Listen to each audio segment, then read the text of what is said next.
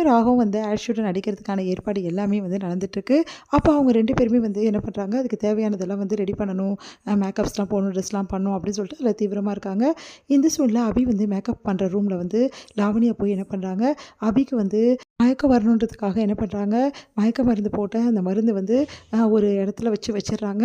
போய் ஒளிஞ்சுக்கிறாங்க. அபி வந்தா வந்து கண்டிப்பா அவ மயக்கடிச்சு விழுந்துருவா. அதுக்கப்புறம் என்ன, அபி வந்து தன்னை மருந்து நிலையில போயிட்டோன்னே, நம்ம போயிட்டு அந்த ஆட் ஷூட்ல நடிக்கலாம் அப்படின்னு சொல்லிட்டு பிளான் பண்ணுறாங்க. அந்த மாதிரியே கரெக்டாக அபியும் என்ன பண்ணுறாங்க, நல்லா இருக்கே பார்க்கறதுக்கு அப்படின்னு சொல்லிட்டு அப்படியே எடுத்து வந்து முகத்தில் வந்து முகர்றாங்க. அப்படியே வந்து அபி வந்து விழுந்துடுறாங்க தன்னறியாமல் மயக்கத்தில்.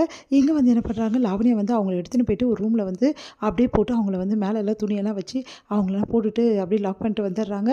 இங்கே வந்து என்ன இன்னும் அபி காணோம், மேக்கப் ரூம் வந்து இன்னுமா வரல அப்படின்னு சொல்லிட்டு எல்லோரும் எதிர்பார்த்துட்ருக்காங்க.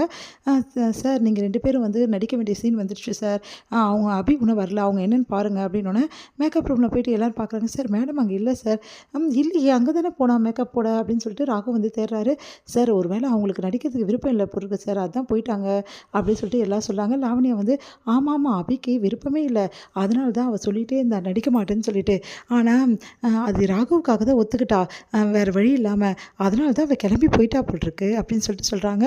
அதை கேட்டுட்டு வந்து ராகு வந்து அப்செட் ஆகிறாரு.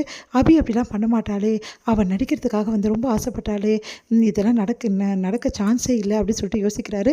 என்ன ராகவ், நீ கவலைப்படாத ராகவ், ஒன்றும் பிரச்சனை இல்லை, எனக்கும் இந்த கான்செப்ட் எல்லாமே தெரியும், நானும் ரெடியாக தான் இருக்கேன், நான் வேணால் ட்ரெஸ்லாம் சேஞ்ச் பண்ணிட்டு வந்துடுறேன், அதனால் நம்ம 2 பேரும் நடிக்கலாம், என்ன சார் ஓகே தானே அப்படின்னு சொல்லிட்டு டைரக்டர்கிட்ட கேட்டோன்னே, சரி இப்போ வேறு வழி இல்லையே, சரிங்க மேடம் அப்படின்றாரு. இல்லை வெயிட் பண்ணுங்கள், கண்டிப்பாக அபி வருவா அப்படின்னு. ராகவ் சொன்னால் கேள் அபி, ராகவ் அப்படின்றாங்க. அதெல்லாம் தெரியாது, கண்டிப்பாக அபி வந்து ஒரு வாக்கு கொடுத்தாருன்னா அதை மீறவே மாட்டா, அவள் நடிக்க முடியாதுன்னா அப்போவே சொல்லிட்டு இருப்பா, எதையுமே ஸ்ட்ரைட் டு ஸ்ட்ரைட் பேசுகிறவ தான் அபி, அதனால் எனக்கு அபியை பற்றி நல்லாவே தெரியும், அவள் வேணும்னு வராமலாம் போகவே மாட்டா, அவள் சான்ஸே கிடையாது, அப்படிலாம் பயந்து ஓடுறவ கிடையாது என் பொண்டாட்டி அப்படின்னு மாதிரி சொல்கிறாரு. அதை கேட்டு எல்லாருமே அப்படிங்களா சார், அப்போ அபி வருவாங்க, கண்டிப்பாக அபி வருவா, இங்கே தான் எங்கேயாவது போயிருப்பா, கண்டிப்பாக வருவா அப்படின்னு சொல்லிட்டு வெயிட் பண்ணலாம், இங்கே பாருங்கள் அபி வர வரைக்கும் ஷூட்டிங் நடக்கக்கூடாது, வெயிட் பண்ணுங்க அப்படின்னு சொல்லிட்டு ராகவ் சொல்லிடுறாரு. அதை கேட்டு செம்மையாக டென்ஷன் ஆகிறாங்க லாவண்யா. அதான் நான் இருக்கேன் நடிக்கிறதுக்கு, அப்புறம் அபி அப்படின்றானே அப்படின்னு சொல்லிட்டு செம்ம கடுப்பாகிறாங்க. இன்னொன்று லாவண்யாவுக்கு ஃபோன் பண்ணுறாரு முரளி. என்னாச்சு லாவண்யா, நீயும் ராகவும் தான் நடிக்கிறீங்க, அபியை தேட போயிருக்கான், ஆனால் அபி கிடைச்சா தானே, அபி வந்து கண்டிப்பாக கிடைக்க மாட்டா, அதான் நான் ஒரு இடத்துல அபியை மறைச்சி வச்சுருக்கேன் அப்படின்னு. சூப்பர் லாவண்யா, நீயும் இன்னைக்கு ராகவும் தான் நடிக்கணும், கண்டிப்பாக அபி வந்து நடிக்கக்கூடாது, அதை நான் பார்த்துக்கிறேன், நீங்கள் வைங்க ஃபோனை அப்படின்னு சொல்கிறாங்க. இங்கே சுந்தரி அப்புறம் முரளி எல்லாம் சந்தோஷமாக இருக்காங்க.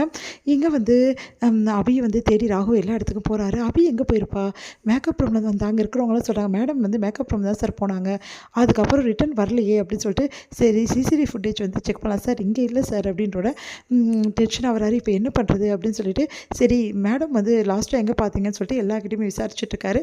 அப்போ வந்து சரி உள்ளே போயிட்டு பார்க்கலாம், இங்கே இருக்கிற சிசிடிவி ஃபுட்டேஜ், ஆமாம் சார் இங்கே வர்றது இருக்குது அப்படின்னு சொல்லிட்டு சொன்னோன்னே அதை எடுத்து பார்க்குறாரு. பார்த்தா அபி வந்து அந்த ரூமுக்கு வந்து உள்ளே போயிருக்காங்க, ஆனால் உள்ளே வந்து சிசிடிவி ஃபுட்டேஜ் இல்லாதால தெரியல அவருக்கு. உள்ளே போன அபி வெளியே வரல, அவ்வளோ நேரம் ஆகி வெளியே வரல, ஒன்றுமே புரியலையே, ஒரே குழப்பமாக இருக்கே அப்படின்னு சொல்லிட்டு பார்த்துட்ருக்காரு. பார்த்தா வந்து என்ன ஒர்க் ஆகலை இதுக்கப்புறம் சிசிடிவி ஃபுட்டேஜ் அப்படின்னு. ஆமாம் சார் அதுக்கப்புறம் ஒர்க் ஆகலை, எதனால் ஒர்க் ஆகலை, அப்போ அபி உள்ளே போயிருக்கா, வெளியே வந்தது மட்டும் தெரியல, ஒன்றும் புரியலையே அப்படின்னு சொல்லிட்டு யோசிச்சுட்ருக்காரு. சரின்னு சொல்லிட்டு மேக்கப் ரூம் எல்லாமே தேடி பார்க்குறாரு.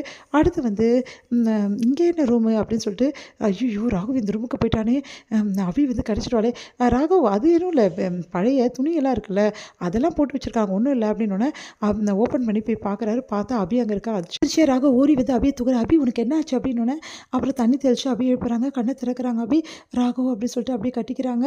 உன்னை அபி வந்து உனக்கு என்ன ஒன்றும் இல்லை அபி, நீ வா அப்படின்னு சொல்லிட்டு வந்து கூட்டிகிட்டு வராரு, வெளியே தூக்கிட்டு வராரு. அப்படியே அதை பார்த்து லாவண்யாவுக்கு செம கடுப்பாக இருக்குது. உட்கார வைக்கிறாரு. அபி உனக்கு ஒன்றும் பிரச்சனை இல்லை அப்படின்னு சொல்லிட்டு தண்ணி தெளித்து, என்னாச்சு அபி, என்னன்னு தெரியல, திடீர்னு வந்து ஏதோ ஒரு ஸ்மெல் வந்து பட்ட மாதிரி இருந்தது, அப்புறம் மயங்கிட்டேன் அப்படின்னோடனே இது யார் பண்ணாங்கன்னு தெரியலையே அப்படின்னு சொல்லிட்டு யோசிக்கிறாரு ராகவ்.